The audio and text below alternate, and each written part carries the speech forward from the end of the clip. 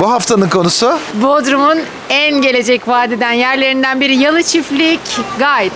2024. Hadi başlayalım.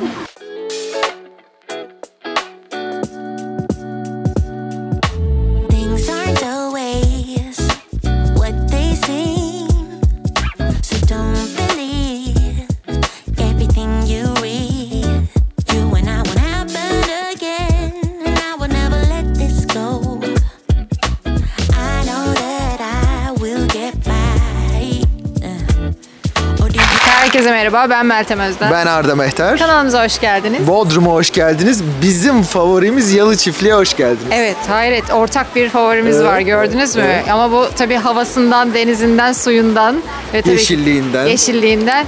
Bizim gönlümüz buraya torpil geçiyor, evet, tabii ki gerçekten de. Ya bize uzak kalıyor. Buraya denize girmeye gelemiyoruz genelde ama her geldiğimizde böyle deniz bizi çekiyor resmen. Yılda 2 kere geliyor oluyoruz toplam bu durumda aslında. Ve bugün bize burada Yasemin eşlik edecek. Evet, hem Güney hem de Yalı Çiftlik bölge uzmanımız Yasemin'le birlikte başladık. Ve o da bu videoda bize eşlik edecek. Yasemin, alabiliriz seni. Olsun. Olsun. Sen olsun.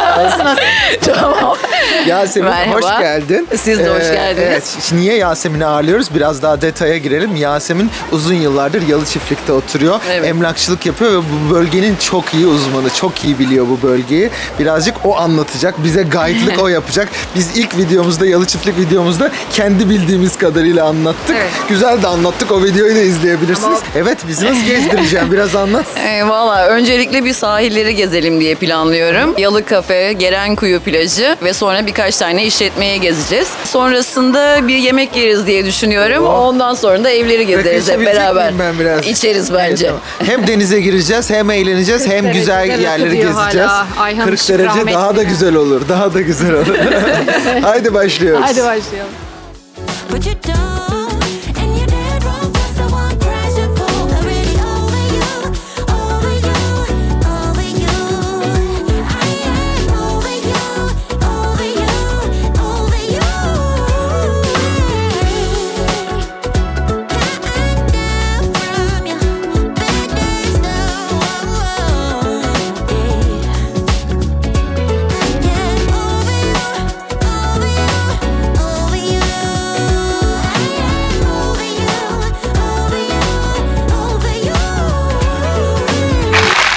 Biz müdavim olduğumuz yere geldik. Evet, ilk yerimiz Yalı Çiftlik'te. Hiç sürpriz olmadı bize. Neredeyiz? Neredeyiz? Yalı Belediye Kafe'deyiz peki, şu anda. Burası sadece yazları mı açık yoksa yaz kış mı açık? Hem yazları hem kışları açık, çok güzel bir restoranı var. Belediye kafeler arasında en çok beğenilenlerden birisi olduğunu söyleyebilirim. Uzun plajı ve güzel denizi sebebiyle de oldukça tercih ediliyor. Peki şimdi drone videolarını izliyorlardır izleyicilerimiz. Evet. Buranın harika bir plajı var. Çok da uzun bir plajı var. Burada böyle ayrı ayrı işletmeler mi var? Yani özel plajlar var mı yoksa hepsi belediye kafeye mi ait? Özel plajlar da var. Belediye kafenin kendi alanı da var. Onun dışında sandalyenizle oturabileceğiniz, hiç kimseye ait olmayan yerler de var. Galiba çimende de oturuyor. Evet, çimlerde de takılabilirsiniz. Peki diyelim biz Bodrum'dan gelmek istedik. Burada denize girmek istedik. Evet. Bir kere otoparkta biraz uzağa park etmek zorunluluğumuz var. Bir kere o net. İkinci olarak peki burada rahatlıkla şezlong bulunabiliyor mu yoksa çok mu kalabalık oluyor? Yani aslında hiçbir zaman Bodrum'un diğer bölgeleri kadar çok kalabalık olmuyor. Ama Temmuz, Ağustos yüksek dönemlerde kalabalık olduğunu söyleyebilirim. Şezlong bulmakta yine de sıkıntı yaşayacağınızı düşünmüyorum. Ya muhtemelen şöyle tahmin ediyorum. Mesela biz Bodrum'un içinden buraya gelmeye üşeniyoruz ama bu bölgede ev kiralamış ve bu bölgede pansiyonda kalanlar geliyorlar tabii günlük. Onlar için çok rahat ve çok yakın. Ama hiçbir zaman Bodrum yahşi kalabalığı olmuyordur burada bu durumda. Yani. Aynen öyle. Peki senin canın istemiyor mu şimdi denize girmek? Geçen videomuzda hemen koşa gitmiştin, girmiştin. Ya istiyor ama sonra çıktın, saçını düzelttin falan. Belki akşam üzeri. Evet, sona akşam doğru üzeri, olabilir. Sona doğru yaparız o işi ya. Yani bence senin istiyor da bana bok atıyorsun gibi geliyor. Ben senden bir motivasyon almaya çalışıyorum. Tamam. Yapacağız ama bugün kapanışı denizle yapacağız. Evet. Hadi o zaman devam edelim. Gerenkuyu'ya doğru gidelim. Gerenkuyu'ya gidelim. Hadi.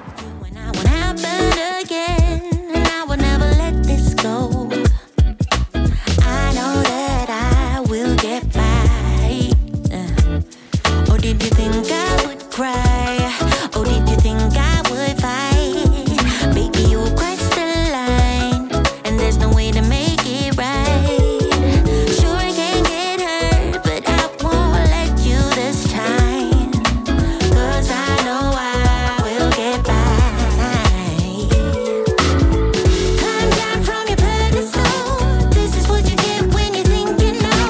Hadi tost tokuşturalım.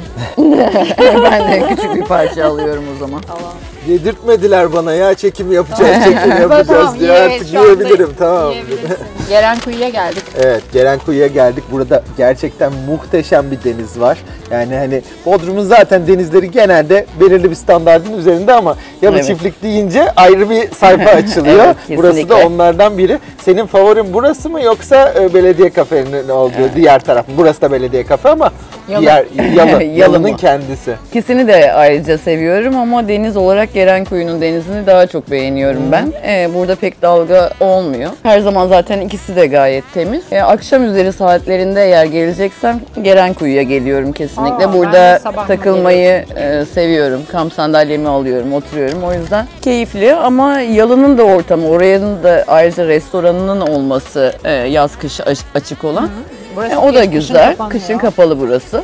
Şeyi soracağım. Burada biz daha önceki çekimi hatırlıyorsan kamp alanıydı burası değil mi? Evet, karavanlar var.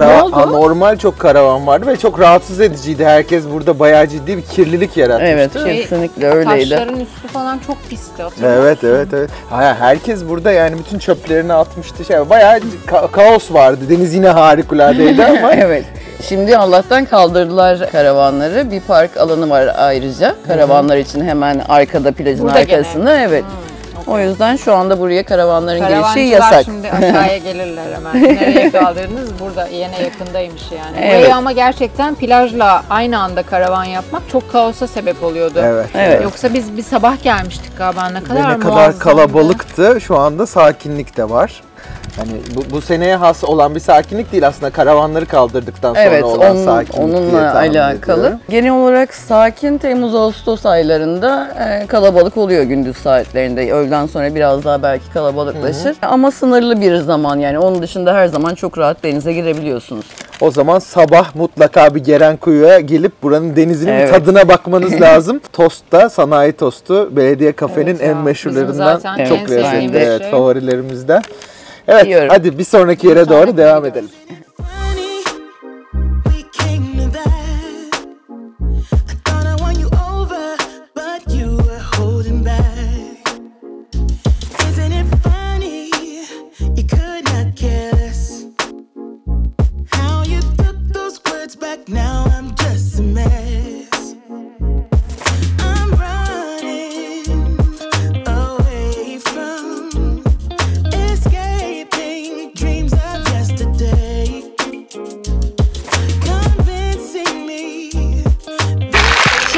Evet. Hasan Moteldeyiz. Ben burayı hep duydum. Bir gelmek nasip olmamıştı. Oldu nihayet. Evet. Ama böyle bilmiyorum. Ben biraz önce şunlar gelmeden önce Nedim'e dedim ki, Nedim dedim, ben şu ılgın ağaçlarına bayılıyorum. Ve yani aslında en güzel, en doğal gölge bunların gölgesi oluyor. Çünkü sıcaktan çok fazla etkilenmiyorsunuz. Yani şeyin altında olunca, o bez tentelerin altında ya harika. Ve dedim ki Nedim'e, buraya dedim başka bir gün full ekip olarak gelelim, denize girelim, keyif yapalım. Hani bu çalışma hani diyecekler ki şimdi girsenize yani. Ama öyle değil tabii. Yani bunu saatli zamanla yarıştığımız için haliyle çekiyoruz, çıkıyoruz, çıkıyoruz. Ve zamanda geri dönmemiz de gerekiyor. Öyle rahatsız zannetmeyin yani. İşimiz de var, devamında telefonumuz çalıyor. Şimdi kim yapıyor bunları? Özge Hanım var burada. Buranın sahiplerinden birisi kendisi. Ve her gün böyle farklı çeşit pastalar yapıyor. Tadına baktığınız zaman Yalı Çiftlik'te böyle bir pasta yiyeceğinizi, beklediğinizi düşünmüyorum. Gerçekten hepsinde doğal ürünler, yöresel ürünler kullanılıyor ve lezzet her zaman ön planda. Bence çok bir şey, nasıl söyleyeyim? Hani böyle şaşırtıcı, evet. Beklenmedik bir şey. Evet. Arda bana işte 1-2 yıl önce dedi. Kaş'ta dedi, nereye gideyim Kaş'ta Arda dedim. İşte La Moda Beach'e git dedi. Neresi orası dedim. Liman ağzı. Liman ağzında dedi. Kaş'a gidiyorsun, arabanı bırakıyorsun. La Moda neresi diyorsun, seni bir tekneye pırpıra bindirip götürüyorlar. Neyse orada da acayip tatlı sahipleri ve günlük meze dolabı vardır ya bizim bildiğimiz. O meze dolabının yerine pasta dolabı var. Ama yani merengler, muhteşem şeyler yapıyor. Böyle çeşit brownie'ler, çeşit pasta. Bu arada tamamen pastacılık üstüne. Her gün orada bir pasta yedik. Kilo almak için birebir. Ve daha da önemlisi, yani tekneyle gitmezsen şeye de gitmiyorsun. Hani Kaş'a da gitmediğin için gerçekten yiyip oturduğun bir alan. Yani. Denize gir, yemek Denize gir, yemek Ama burada ye. da aynı konsepti bulmak müthiş bir şey. Evet. Ben kendi favorimi gösteriyorum size. Ben şu Şeftalili olan her incirliği- şeye bayılıyorum.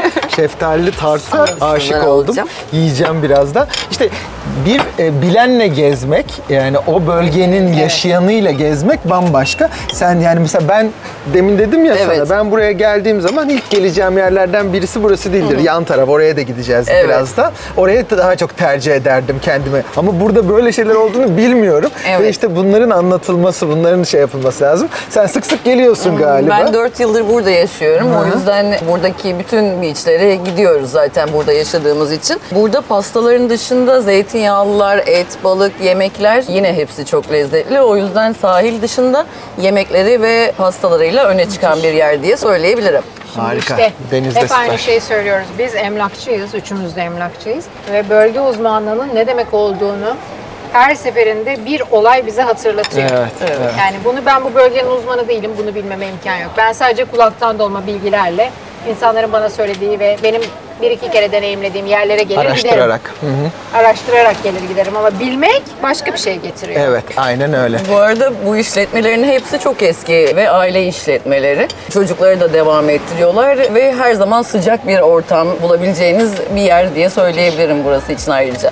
Süper. Evet, biz biraz yemek yiyelim. Denize Yemek girer mi? miyiz diye düşünelim. Yemek mi? Tatlılarımızı yutalım. Hadi bakalım. Isn't it funny? You could not care less. How you took those words back, now I'm just a mess.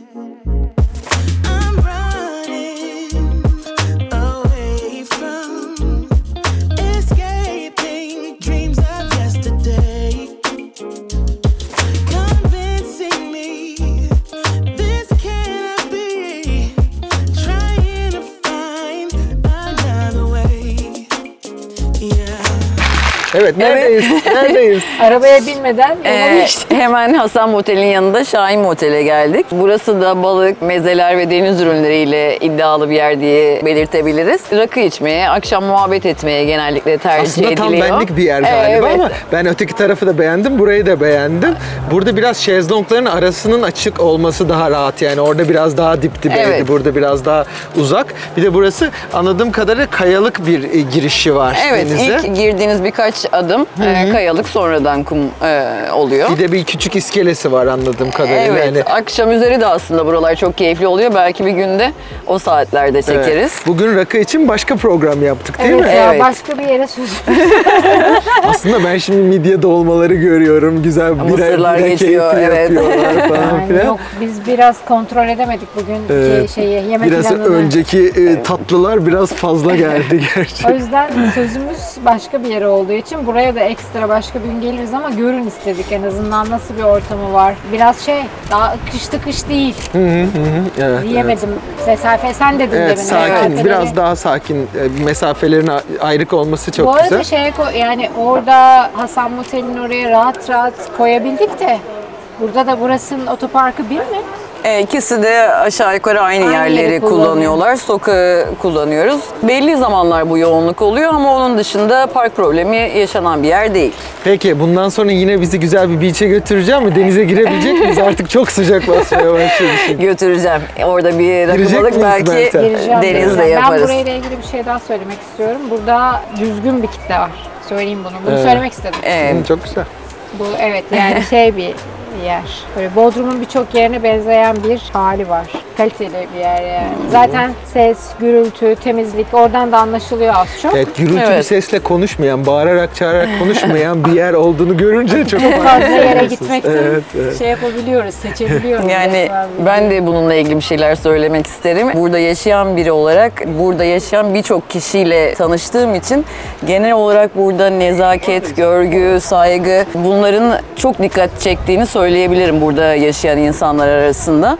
ve genel olarak çok renkli, entelektüel, sanatla uğraşan ve kendi halinde insanlar genel Bodrum'da olarak. olmak istemeyen.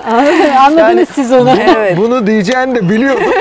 Şöyle söyleyeyim. Evet, Bodrum genelde her zaman bence aynı demin burası için söylediklerin gibi. Ama niyeyse Temmuz 15'ten Evet. Ağustos Kaos. sonuna kadar Kaos. bambaşka bir kaosun Biz içerisinde çıkmıyoruz. veriyor. Yani biz bir yere gitmiyoruz. Ve Bodrumlular ve hiçbirimiz. Bodrum'un keyfi falan ama yılda 12 ay ve 1,5 ay diye baktığın Evet. zaman aslında o 1,5 ayda biz böyle yerlere kaçarak birazcık idare edebiliyoruz. Evet. Ama burada o eski Bodrum'un o dediğin gibi o elitliği ve sakinliği, huzuru da var var. yani. Fark ediyor. Yalı Çiftlik bence o yüzden de çok tercih edilmesi gereken yerlerden biri. Biraz deniz manzarası olmama sorunu var Evet. ama yani bence o handikapa bu tarz artılar çok büyük dengeleyici unsur. Hadi yavaş Nereye ilerleyelim. gidiyoruz? Artık denize gireceğim. Lütfen, lütfen. Denize giremeyeceğimiz yerlerdeymişiz. Hadi. Haydi gidelim. Tell him no, no, no, no, no, no, no, no, no, no. Tell him no, no, no, no, no, no, no, no, no. You've been trying to cater to all the needs. You've been feeling guilty for so long. Baby, they're not friends, they are enemies. Don't you tell them yes, tell them get lost. 'Cause every time you go and ask for help, they say sorry, but I'm busy. So you end up doing it yourself. Hold up, baby, don't take it. Bodrum'un en bohem beach'indeyiz. Evet, en tatlı beach'indeyiz. Neredeyiz? Makara Beach'teyiz. Sen burayı çok seviyorsun. Evet, yani. burası bizim müdavimi olduğumuz mekanlardan birisi. Genel olarak arkadaşlarımızla takıldığımız yer Makara oluyor. Burada hem denize girmeyi hem vakit geçirmeyi çok seviyorum. Bugün sizle beraber bir deniz keyfi yaparız diye düşünüyorum. Biz de buraya torpil mi geçiyoruz Meltem? Ne ya? Ben neyden torpil geçtiğimi şimdi hatırladım. Hatırlıyor musun tatlıyı Mustafa'nın Kadayıflı annesi? muhallebi. Neydi öyle ya? Ondan Vallahi ya. yenir. O kadar tatlı yedik de hala bir doymamazlık, Ama bir o da çok doymamazlık yani. Şimdi biraz atıştıracağız burada. Evet, bir de akşam denize yemeği gireceğiz. öncesi gibi olacak. Vallahi yani ağlayacağım aslında. biraz denize girmezsek. Denizden çıkınca da haber vereceğiz size nasıl olduğunu. Evet, hadi. Hadi başlayalım. You don't need to put up with their bullshit. Tell them no, no, no, no, no, no, no, no, no. Hold up, baby, don't stress it. It ain't Makara'nın denizi sabahları düz, öğleden sonraya doğru birazcık dalgalanıyor ama çok hafif bir dalga. Şimdi bakalım girelim nasılmış. Burası en sevdiğimiz denizlerden biri. Biliyorsunuz Yalı Çiftliği çok seviyoruz. Kanal olarak en sevdiğimiz yer Yalı Çiftlik. Çünkü denizi çok güzel. Denizinin rengi bile apayrı. Girerken biraz taşlık ama çok da değil, ayağınızı acıtmıyor. Hadi girelim. stop by saying it out loud. No, no, no, no, no, no, no, no. Yeah. Tell them no, no, no, no, no, no, no, no. Evet, çıkıyoruz. Çok güzel. Su inanılmaz güzel yani. Burası benim favorilerimden biri. Hafif dalgalı olduğuna bakmayın. Çok çok keyifli. Friendship if they just fake it. You don't need to put up with their bullshit. Tell them no, no, no, no, no, no, no, no, no. Hold up, baby, don't stress it. It ain't worth it, you won't miss it. You don't need to put up with their bullshit. Tell them no, no, no, no, no, no, no, no, no. Evet, girdik Makara Beach'e. Biz de denizimize kavuştuk. Rahatladınız, Meltem'le. serinlediniz Oh diye yani. düşünüyorum. Bizim onlarla aramızda çok ciddi bir fark var artık. 5 derece biz size göre daha seriniz. Evet, aynen öyle. Kamera arkası ekibine göre. Bir şey söyleyeceğim. Daha zamanında daha soğuktu. Ben burayı soğuk hatırlıyorum bu arada. Denizini mi soğuk Evet, hatırlıyorsun? denizini soğuk hatırlıyorum ama değilmiş Yok, yani. çok Değil, güzel bir evet. soğukluk yalnız şu anda. Ne sıcak ne soğuk. Harika bir denizi var. Yani bu taraflara gelirseniz bu beach gelinebilecek en güzel yerlerden Şimdi benim biri soğuk gerçekten. diyen arkadaşlarıma da buradan sesleniyorum. Yok canım, hiç hikaye. Acayip güzel. Yani buraya %100 gelin. Ve çok inziva biraz. Güzel kalmış burası. Kokteylleri nasıl buldunuz? Ben çok Gayet beğendim. güzel.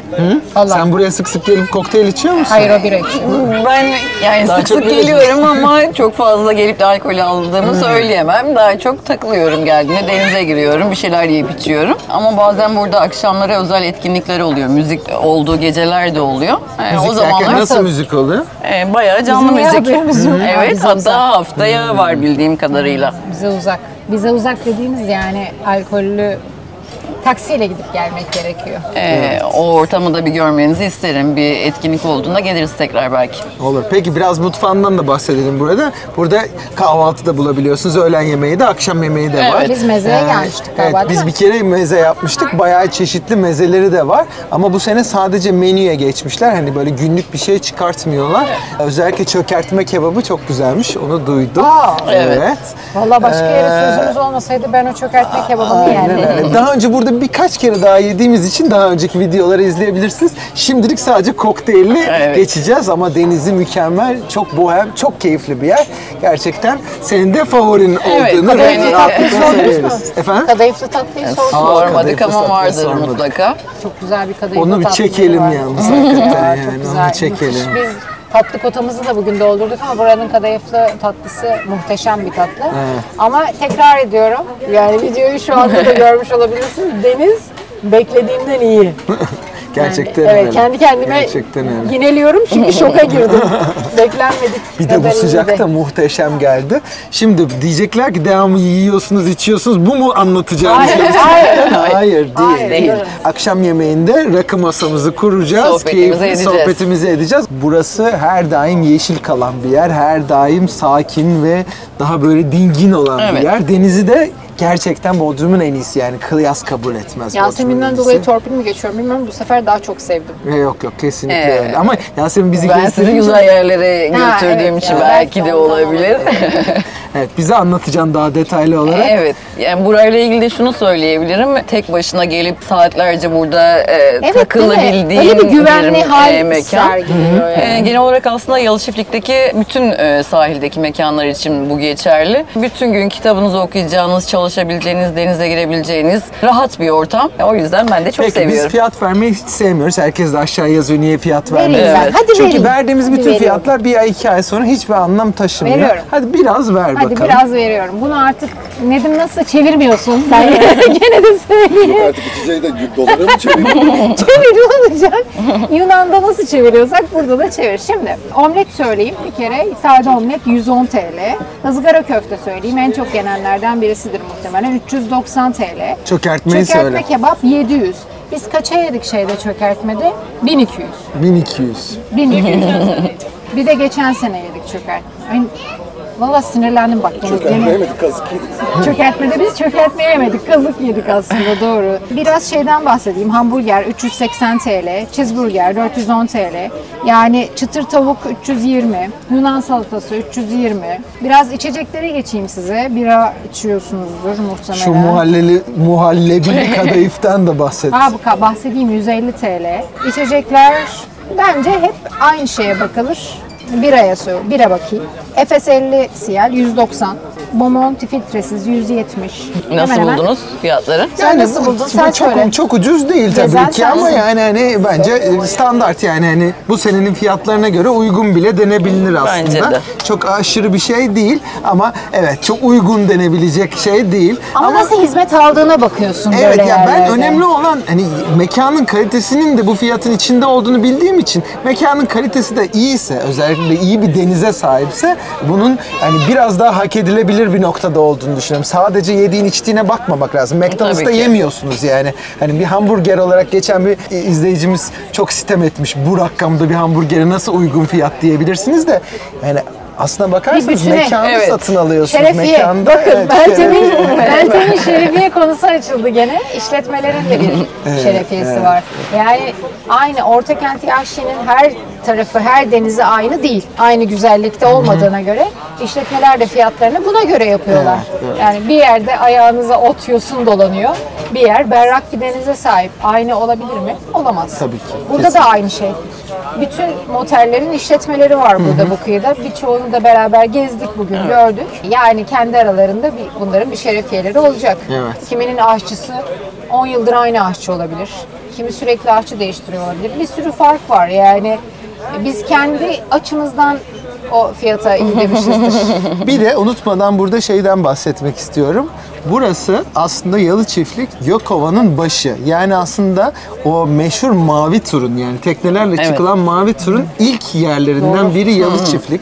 Ve aslında hani Bodrum olarak da düşünmeyin. Bütün Gökova Körfezi olarak baktığınız zaman tekneyle gelebileceğiniz de en temiz denizlerden, en iyi koylardan çok yakında bir sürü var. Ve tamamıyla bakir koylar. Hiçbir işletme yok, hiçbir şey yok.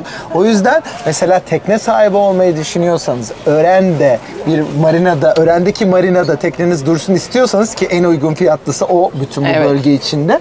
Burada bir eviniz olduğu zaman Ören Marina'ya gidip gelmeniz veya tekneniz buradayken evinize gidip gelmeniz çok kolay olacak. O yüzden de burada yaşamayı düşünüyorsanız bu da ayrı bir parantez olsun. Ardacığım, Nedim diyor ki sevgili ortağımız, burada diyor denizin rengi de farklı. Dikkat ettiniz mi diyor.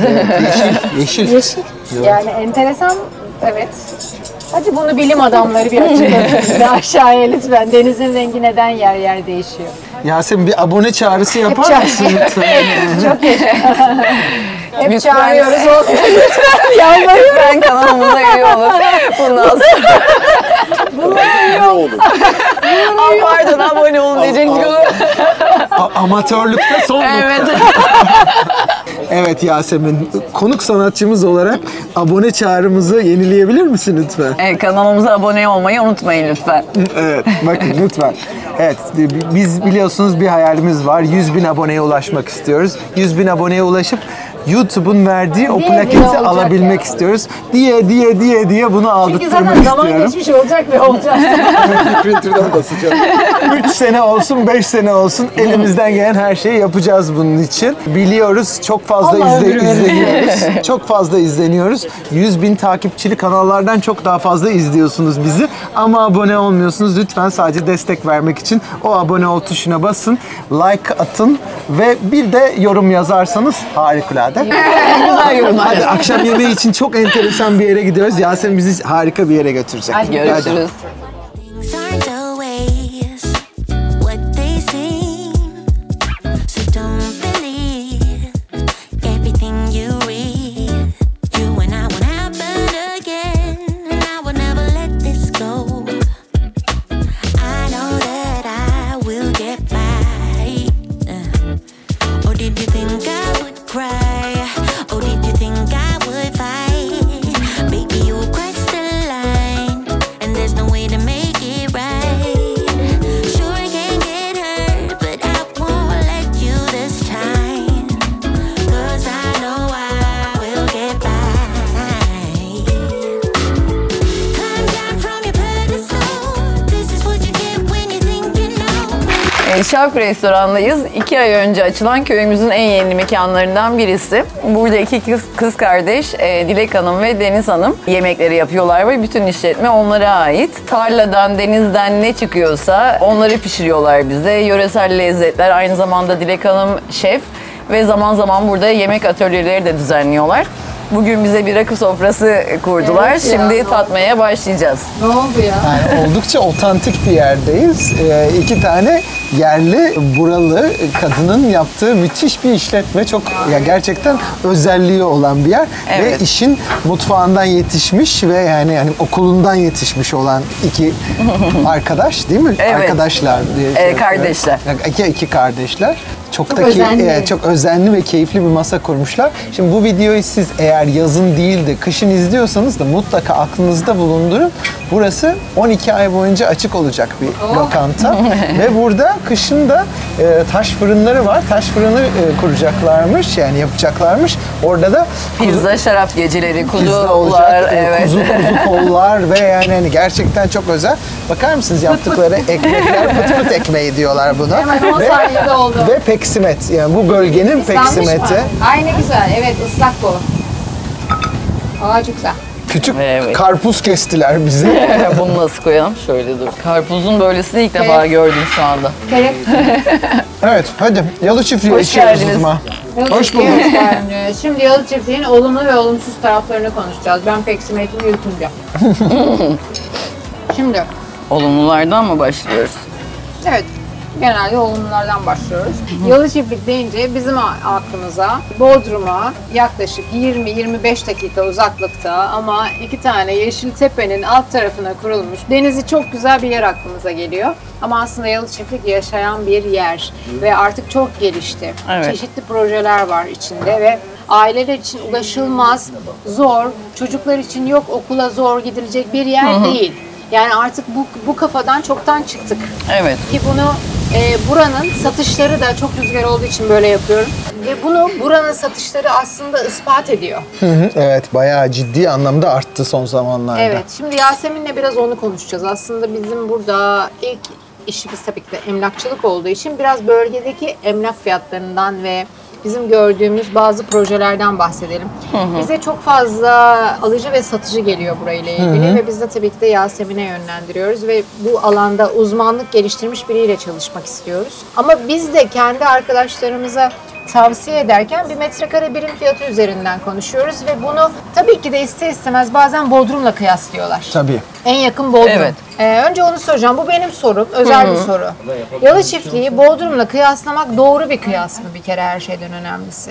Yani şöyle aslında... Yani sen buna artık bence haiz ol yani ne derler? Haiz olmak mı denir? Haiz olmuşsundur yani. Buna sen kendini de ikna etmişsindir, müşterilerini de ikna ediyorsundur. Doğru bir kıyas mı? Biraz ondan konuşalım. Şöyle söyleyebilirim, yani Yalı Çiftlik şimdiye kadar köy olması sebebiyle daha ayrı, farklı bir bölge ve Bodrum'dan uzakmış gibi düşünülen bir yerde ama şu anda hem bölgenin gelişmesi hem insanların bölgeyi tanımasıyla bu durumun değiştiğini düşünüyorum. Çok önceki yıllarda belki burada tarla ve arsa fiyatları şimdiye göre daha uygundu ve o zaman birileri geldi buradan yerler aldılar, evlerini yaptılar ama şu anda Yalı Çiftlik ucuz diyebileceğimiz bir bölge değil. Zaten ben ucuz olması gereken bir bölge olduğunu da düşünmüyorum kesinlikle. Çünkü neler sunduğuna bağlı olarak değerlendirmek lazım. Burada böyle ferah alanlar, böyle temiz bir hava, bu kadar yeşil, tertemiz bir deniz varken diğer bölgelerden çok farklı değerlendirmemek lazım. O zaman çok aslında Bodrum'dan ayrı tutmuyoruz. Tutmuyoruz artık. Doğru yani evet, burada doğru. metrekare birim fiyatı kıyaslarken veyahut da ben burada hani çok kaba olacak ama burada şunu şu kadara vereceğime Bodrum'da şunu şu kadar veririm dediğimiz bir kelime öbeği var aslında. Bir cümle öbeği kullanıyor müşterilerimiz. Evet. Yani bu kıyası yaparken biraz adil olmak lazım. Evet. Hem ne Bodrum'u çok yükseltmeli ne de buranın çok hakkını yememek gerekiyor. Doğru bir kıyas mı yapıyoruz bir kere sunduğu şartlar açısından? O yüzden biraz Yalı Çiftliğin pozitif taraflarını konuşalım istiyoruz. Tamam. Yalı Çiftlik son zamanlarda birçok yeni projenin başladığı ve gözde olan bir bölge. Şu anda da tercih edilen ve insanların merak ettiği bir bölge aynı zamanda. Burada imar planları kapalı olduğu için arsa sınırlı.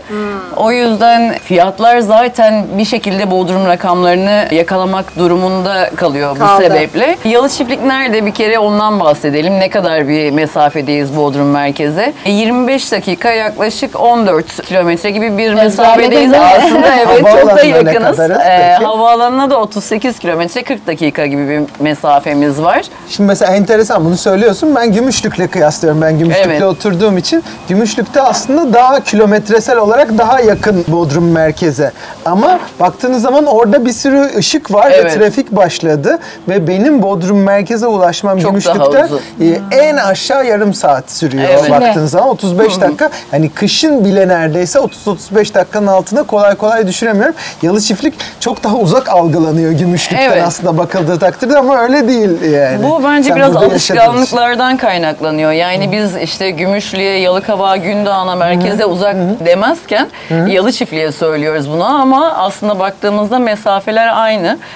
Üstelik burada Kızılağaç'a döndükten sonra, orman yoluna girdikten sonra trafik denen bir şey yok ve o son yolu gayet huzurlu orman içinden geçerek gidiyorsunuz. Ben o yüzden uzak olduğunu düşünmüyorum. Sadece çok hareketli, mobil bir hayatı olan, başka bir beldede işi olan insanlar İmkanlar için gelebilir belki. ki. Yani aslında burada yaz kış da çok yaşayan insan var. Ve dışarıdan gelen insanlar aslında burada bir komün oluşturuyorlar ve birbirlerini tanıyorlar. Öyle bir güzelliği de var. Gümüşlük komünü gibi. Evet, zamanında vardı. Evet. Yavaş yavaş dağıldı. Güzel bir kitlesi var ve kendi aralarında sosyal de bir ekip. İnsanların birbirini beni tanıdı ve organizasyonlar yaptı.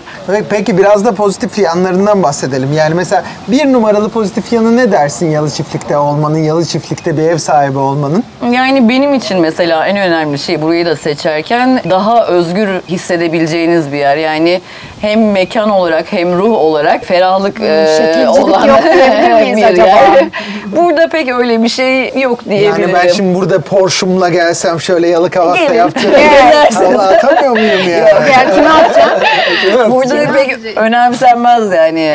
Öyle bir Porsche'um yok, yanlış anlamayın. Şimdi evet peki yani bu önemli bir özellik. Evet. Ben de buna araya girmek istiyorum. Benim için de mesela bir numarada Yalı Çiftliğin 12 ay yeşil kalması var. Yani buradaki Evet. doğa dokusu olarak hani mesela o Bodrum'un Temmuz-Ağustos itibariyle sapsarı olan hali burada olmuyor. Burada Evet. devamlı bir yeşillik görüyorsun ama bahar aylarındaki o yeşilliğin Baharda tonları efsane oluyor, muazzam oluyor. Gerçekten acayip oluyor. Bir de tabii denizinin güzelliği. Sen Yani ben en tabii çok burada giriyorsun Evet. herhalde. Ben başka yerde denize girmiyorum. Sen, Niye giresin? sen de mesela bayağı denizcisindir. Kışın ortasında bile denize girenlerdensin. Yazın girmiyorum ben zaten. Ama yani senin de en sevdiğin deniz olarak burayı söylediğini bir sürü kere biliyorum. Ben yani. hep ilk üçte tutarım burayı. Çünkü burada bir de şey kısmı da var. Geçen sefer gittik ya hani arada girdik Koylar. çaktırmadan Sea Garden'ın altına girdik ya Happy mesela. Mac. Happy Mac kısmı da var. Yani hakikaten orada destansı bir deniz var. Evet, yani gerçekten. orayı bilen de çok iyi biliyor. Hani orada gizli bir yere girdik biliyorsunuz. Girmememiz gereken bir yere girdik falan. Ama yani temiz denizden ziyade aslında yine bana ne olursunuz aşağıda sitem yapmayın ama daha az çocuk, daha az kirlilik gibi bir şey söyleyebilirim. Yani bunun tabii birçok nedeni var bunun ama yani Yahşi'nin şu andaki Temmuz-Ağustos kalabalığı değil. Kaos yok yani. Burada Evet, hiçbir kaos zaman yok kaosu diyebiliriz. görmedik. Çocuk Çocuk düşmanı Yani. değilim yani. Öyle bir şey lütfen. Yok ama o algılanmasın. kaos hissiyatından uzak, tatil hissiyatına daha yakın. Evet. O eski Bodrum sakinliğine, Hani o kitabını MFÖ'nün Evet. Bodrum sakinliğiyle ilgili yazdığı şarkıya burası daha... Hani kitabı açıp kitabı okurken dur çocuğum yan ablayı, teyzeyi rahatsız etme diyecek insanlara ihtiyacımız var biraz belki de. Anladın mı Evet. demek istediğim oradan? Yok, kaos yani çok iyi anlayabiliyorum. Onun bir sürü sebebi olabilir. Peki başka ne geliyor Yalı Çiftlik'le ilgili? Yani bir müşteri sorsa sana dese ki yani Yasemin en top 3 sebep söyle Yalı Çiftlik'te ev almam için dese neler koyarsın? Yani doğayla iç içe yaşam bu kesinlikle ilk sırada ve bunu seven insanlar burayı tercih edecektir mutlaka. Evler dip dibe değil, yerleşim olarak Heh, buranın onu söyleyecektim plan ya. notlarından dolayı daha mesafeli evler ve burada gerçekten müstakil bir yaşam mümkün. Kendinize ait alanlar bulabilmeniz Bunu mümkün. istiyorsanız yani şimdi Bodrum'da aslında bunun için bir bedel ödemek zorundasın. Evet. Yani şunu söylemeye çalışıyoruz. Komşudan 300-400 metrekare uzakta olabilmek için çok ciddi bir şerefiye bedeli ödüyorsunuz Evet. Bodrum'da. Çünkü bu toprakla ilgili bir şey. Toprağın pahalılığıyla ve toprağın üstünde ne kadar iş yapabildiğinle ilgili bir şey. Bu da demin dediğin plan notlarına Evet. geliyor. Her semtin, her yerin bir plan notu var. Dolayısıyla burada da buna izin verildiği müddetçe hakikaten iyi bir uzaklık şerefiyesi var burada. Gerçekten yani ben öyle. de burada bir arkadaşım oturuyor. Ona geldiğimde yani komşusunu telefonla arıyor. Yani çünkü uzaklar. Evet. Ha bu gerçekten kendi içinde iyi bir şey getiriyor. Yani bence iyi bir mesafeyi getiriyor. Hem aldığın arazi açısından Yani ve insanlar evine müstakil yaşam. gittiğinde burada tamamen dışarıdan kopup evinde o huzuru yaşayabiliyor. Bence Ama en evcil önemli. insanlar için tabii. Evet. Sosyalleşen için zor bir şey olabilir. Bu da Evet. İşte negatif o da yanlarına geçiyor. her şey bir arada olmuyor diyorum ben. Bodrum'un Öyle renkli söylendiği gece zaman. hayatından uzak olduğunuz kesin burada. Aslında ben aynı zamanda hem hareketli ve sosyal hayatı da çok seven biriyim ama evimde sessizliği, sakinliği tercih ettiğim için ben onu göze alıyorum ve gidip geliyorum Hangisi istediğim ağır zaman. basıyorsa. Evet, onu tercih ediyor insan aslında. Peki ben sana bir alıcı olarak geldim diyelim ki. Yasemin dedim benim bir hayalim var. Şöyle bir Bodrum evi istiyorum. Böyle bir Bodrum evi istiyorum. Detay vermiyorum sana. Evet. sen onu yönlendirip, onu burada gezdirip, onu istediği yerleri bulma konusunda yardımcı olabiliyor musun? Tabii ki. Ben bu bölgede yaşadığım ve burayı çok seven bir emlakçı olduğum için öyle söyleyeyim. Buradaki bütün projeleri aşağı yukarı hakimim ve bölgedeki emlakçılarla da iyi ilişkilerim olduğu için bir alıcı geldiği zaman onun arayışına göre neler sunabileceğim zaten benim için kafamda net olmuş Bölge oluyor. uzmanı olmak Evet, özellikle bizi arayıp biz Yasemin Hanım'la konuşmak istiyoruz diyen izleyicilerimiz olacak, başlayacak demek ki belli oldu. Evet. Biz de çok mutlu oluyoruz. Ekibimizden, ailemizden birisi oldun. Tekrar da hoş Teşekkür ederim. geldin Ben de aramıza. çok mutluyum. Bu arada True Bodrum YouTube kanalında yepyeni bir seri başlıyor. Gözlerimi böyle kırpıştırdığıma bakmayın, yalan söylemiyorum. Post kaçtı. Evet, Eser'le Emlak Piyasası diye 2 haftada bir harika bir seriye başlıyoruz. Burada hem piyasanın gidişi hakkında hem biraz emlak dışında belki farklı para enstrümanları konusunda ufak ufak Arda'yı alamıyor. Eseri baltaladı. Arda burada zevkten dört köşe oldu. Çünkü harika bir anne patatesi ve Gerçekten sos muhteşem yapmışlar. yani. Muhteşem. Güncel olarak 2 haftada bir sizinle konuşacağız. Ve bu eminim hepimize inanılmaz bir ufuk açacak. Şimdi konumuza tekrar geri dönebiliriz. Evet yani Biraz gömelim. biraz da gömelim. Hadi biraz gömelim. da Yalı Çiftliği'nin negatif taraflarını. Çünkü her şey Gömersek pozitif mi, böyle reklam yapıyorsunuz falan diyenlere. Reklam yapmıyoruz. Yalı biz Çiftlik bize ne verebilir? ilk açıldığımız günden beri Bodrum'un hem iyi yanlarını hem kötü yanlarını oldukça net bir şekilde anlattık. Sen burada mesela burada yaşayan birisi olarak en negatif hissiyatın nedir? Vallahi Uzak. tek söyleyebileceğim şey mesafe aslında hem yakın hem uzak dediğimiz mesafe kimine göre olumsuz bir özellik olabilir. Ben biliyorum. Neden böyle düşünüldüğünü biliyorum. Ben de ilk Yalı Çiftliğe geldiğim zamanlarda burada arkadaşım falan hiç yokken bir akrabamız vardı ve burada kalıyordu. O zaman ben de Bodrum'a yeni yerleşmişim. 1,5 yıl olmuş. Annemler geldi. Hadi dedik bu tarafa doğru gelelim. Ya geldik de gelirken harika, nasıl bir doğa, muhteşem buralar falan. Gece geç dönüyoruz. Böyle bir şey olmaz. Şimdi Kapkaranlık tabii. Karanlık, evet. Şimdi bu şehirli biri için, şehirden gelen biri için algı tabii ki de şöyle. Allah'ım bana burada ne yaparlar acaba algısı. Halbuki dünyanın en güvenli yeri Çok neresi güvenli, biliyor musunuz? evet. Doğa. Yani insanın olmadığı yer. Bunu sonra öğrendik biz. Yani ben bu 10 yıl içerisinde öğrendim bunu. O yüzden ben de şu anda mesela bir dağ yolunu kullanıyorum arada. Ve bu beni açıkçası artık hiç rahatsız etmiyor. Hatta domuzlarla falan karşılaşıyoruz. Onlar bana bakıyor, ben onlara bakıyorum. Yürüyorlar, gidiyorlar. Yani bu beni artık korkutmuyor. Dolayısıyla Yalı Çiftlik'te sadece bir ön yargı. Evet, Buyurun, ben de devam yani edebilirsiniz. tek olumsuz söyleyebileceğim mesafe olabilir. O da buraya geldikten sonra merkezdeki bir işiniz aklınıza geldi.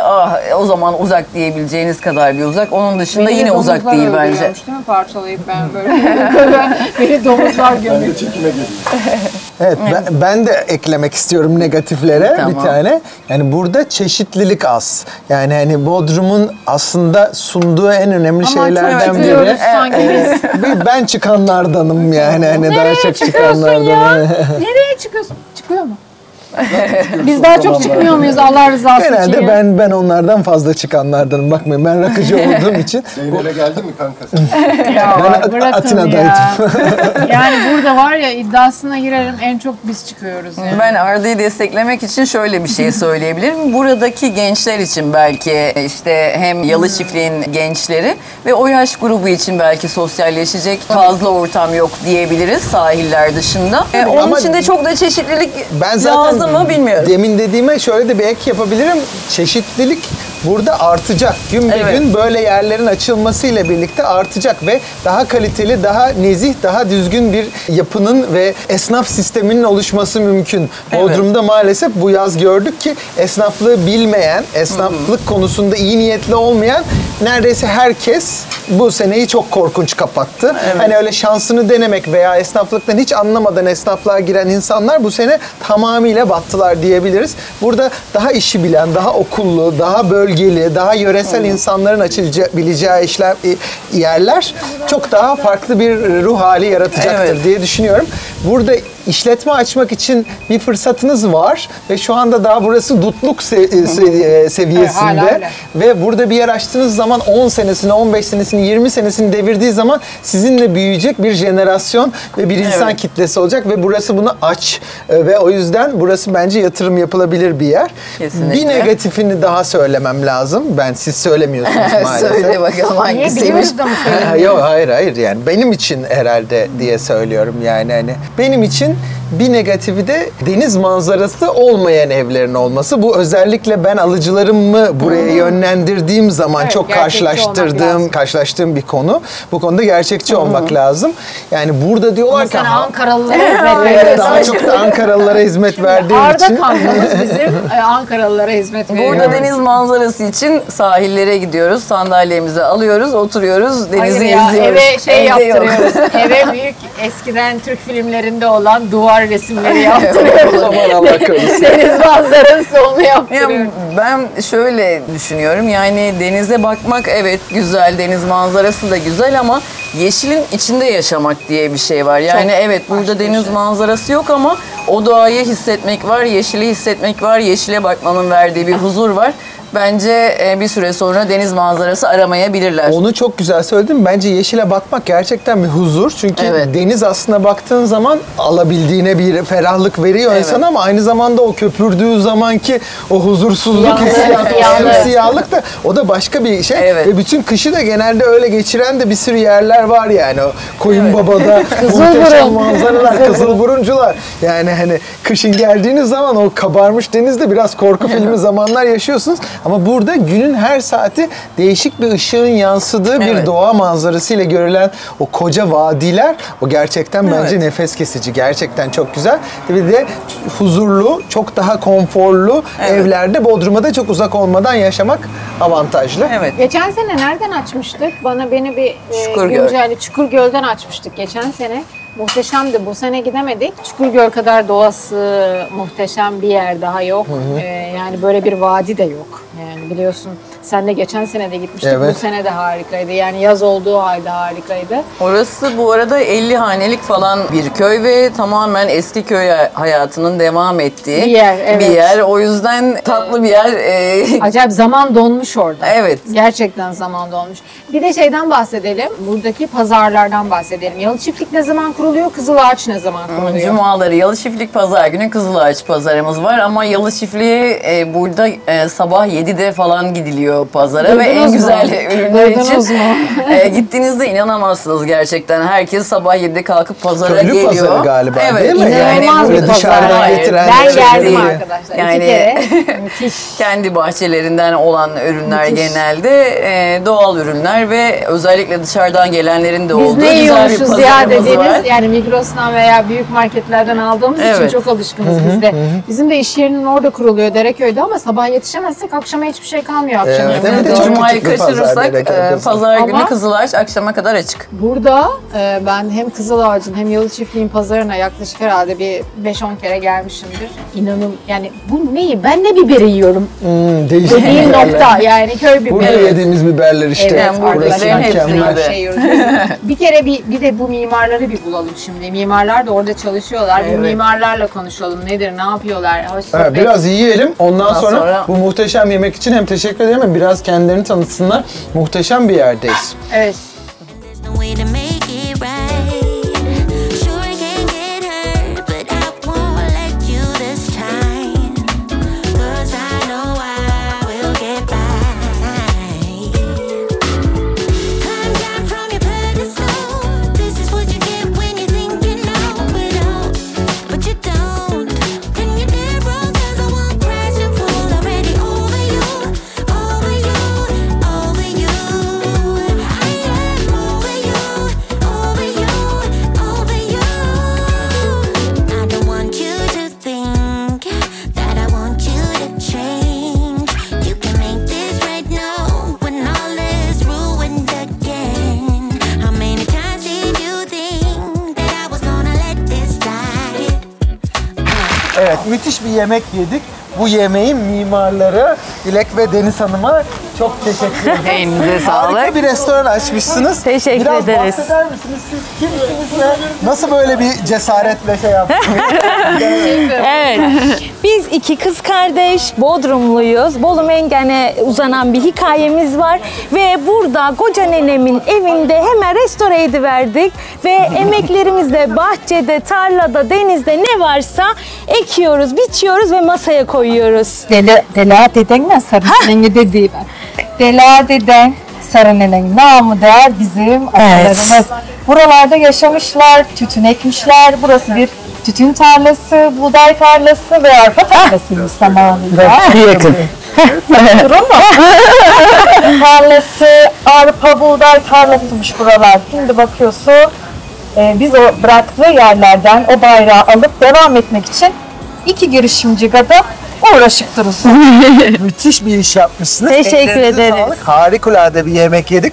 Peki burada nedir yani? İnsanlara tavsiyeniz nedir? Buraya gelenler ne yemeli sizce? Şimdi şöyle, mevsiminde lezzetlerimiz var zaten. Sabah kahvaltımız var 9'da 2.30 arası.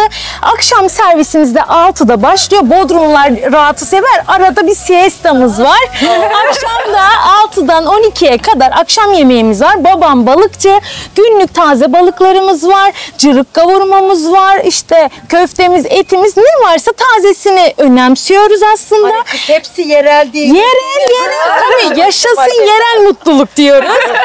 Evet, yerelden evrensele rezervasyonlu çalışıktırız. Tamam, o zaman Evet. mutlaka arasınlar. Arasınlar Peki, şavkı. 12 ay boyunca açık mı? Evet, Evet açık. açız. Tamamdır. Evet. O zaman gelecekler ve muhteşem bir yemek yiyecekler garantisi var. Aynen öyle. Harikulade bir yemek yedik. Yalı Çiftlik'te çok otantik, çok tatlı bir yerdeyiz. Şavkı da deyiveren mi? Şalk. Aa, Instagram.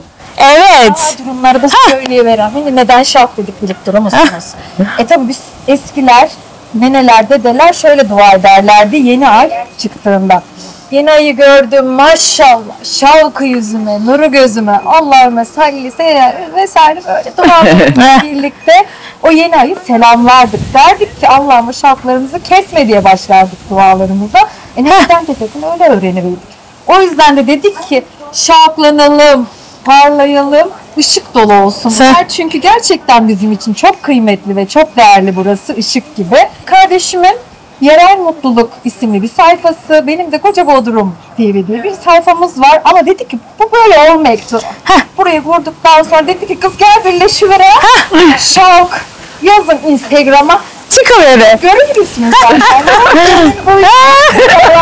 Şavkla buluşalım. Ayaklarınıza sağlık. Teşekkür ederiz. Verin, kadın girişimcilere Teşekkür destek ederiz. verin, yerel girişimcilere destek verin. Yalı Çiftlik'te sizi bekliyor iki kardeş. Harikulade. Hoşçakalın. Harika oldu.